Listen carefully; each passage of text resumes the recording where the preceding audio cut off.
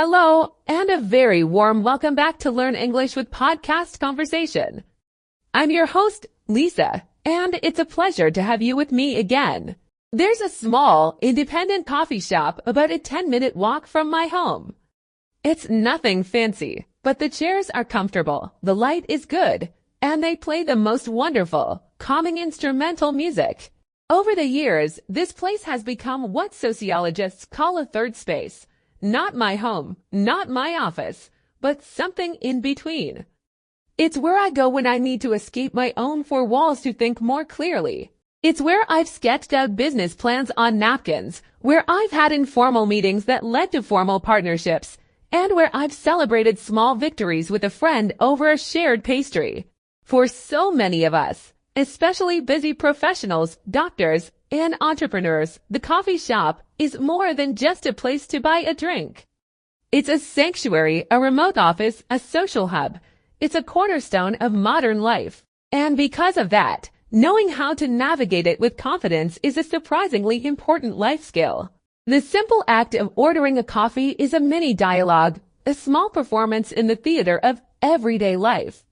Getting it right sounding confident, polite, and clear can give you a small but significant boost of confidence that carries you through the rest of your day. But it can also be intimidating. The menus can be confusing, the questions can be unexpected, and the environment can be fast-paced. What's a flat white? What does half-calf mean? What do you say if they get your order wrong? In today's episode, we are going to demystify the entire coffee shop experience.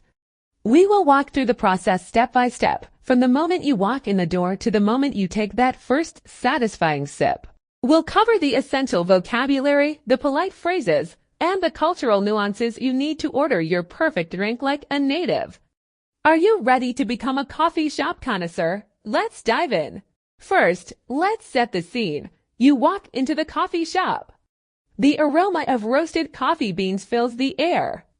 You join the line, or as it's called in British English, the queue. This is your moment to decide what you want. Take a look at the menu board. If you feel overwhelmed, don't worry, we'll break it down. When you get to the front, the person behind the counter, the barista, will greet you. They'll likely say something like, "Hi there, what can I get for you today?" Or "Hello, how can I help?" Now it's your turn. This is your first line. The goal is to be polite and clear.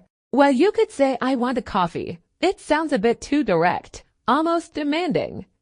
To sound more natural and polite, we use softer phrasing. Here are some excellent options. Could I please get? This is wonderfully polite and my personal favorite. Can I have? Very common and friendly. I'll have. Also very common, especially if you've already decided. I'd like a classic and polite choice. So you'd say, "Could I please get a latte?" Next, the barista will almost certainly ask you about the size. This can be one of the most confusing parts. Some global chains have their own unique names for sizes like tall for small, grande for medium, and venti for large. Many independent coffee shops, however, will just use small, medium, and large. If you're ever unsure, it is perfectly acceptable to ask, "What are your sizes?" Or to simply point and say, "That size, please." So let's put our first two pieces together. The barista asks, "What can I get for you?" You reply, "Could I please get a medium latte?" Let's practice that fundamental ordering phrase. It's your golden key to any cafe. Repeat after me. "Could I please get a medium latte?" Excellent. With just that one sentence, you can successfully order a simple drink. But what if you want something more specific? This is where you elevate your coffee shop English from basic to advanced. This is the art of customization. A great coffee is a personal thing, and baristas are used to specific requests. As a busy professional, you might need your coffee exactly how you like it to fuel your demanding day. Let's start with the foundation of many coffee drinks, the milk. The default is usually whole milk, but you have many other choices. If you prefer a non-dairy option, you can specify. Common choices include oat milk, almond milk, and soy milk. You simply add this to your order. For example, can I have a large cappuccino with oat milk, please? Next up is temperature. The default is hot, but you can change it. If you want a cold drink, you use the word iced. So I'd like an iced Americano. If you want your hot drink to be even hotter, perhaps because you'll be carrying it for a while, you can ask for it to be extra hot. Now, let's talk about flavor and sweetness. Many people like to add flavored syrups. Common options are vanilla, caramel, and hazelnut. You can also specify how sweet you want it. A standard order might have 3 or 4 pumps of syrup. If you want it less sweet, you can say, with just 1 pump of vanilla syrup. If you're health conscious, you can ask for sugar-free vanilla syrup. And, of course, there's caffeine. If you're sensitive to caffeine or it's late in the day, you can ask for decaf. This means decaffeinated. For example, I'll have a medium decaf latte. What if you want a little caffeine, but not the full amount? You can ask for half caf. And for those days when you need a serious energy boost, perhaps before a major presentation or a long shift, you can ask for an extra shot of espresso. So let's try building a complex, customized order. It might seem like a lot, but it's just a sequence of simple phrases. Let's say you want a large, cold latte with almond milk and a little bit of sweetness. You would say, "Hi there. Could I please get a large iced latte with almond milk and 1 pump of sugar-free vanilla?" See, each piece is a simple instruction. Let's practice building another one. Imagine you want a small, extra hot, decaf cappuccino. Repeat after me. I'll have a small, extra hot, decaf cappuccino, please. You're doing brilliantly. Don't be afraid to be specific. That's what these options are for. After you've placed your drink order, the dialogue continues. The barista will often ask, "Will that be all for you? Or anything else today?" This is your chance to add a food item. You could say, "Yes, I'll also have a chocolate croissant, please," or "No, that's everything, thank you." Next, they'll ask a key question. Is that for here or to go?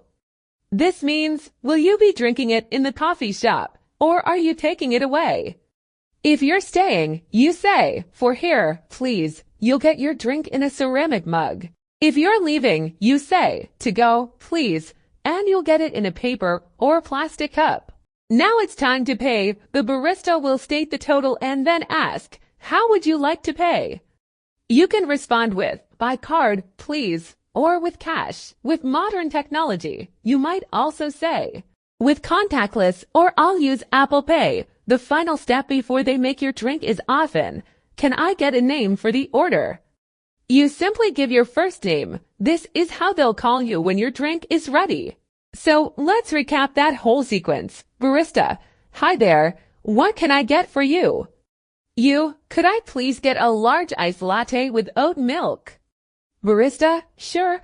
Anything else for you today?"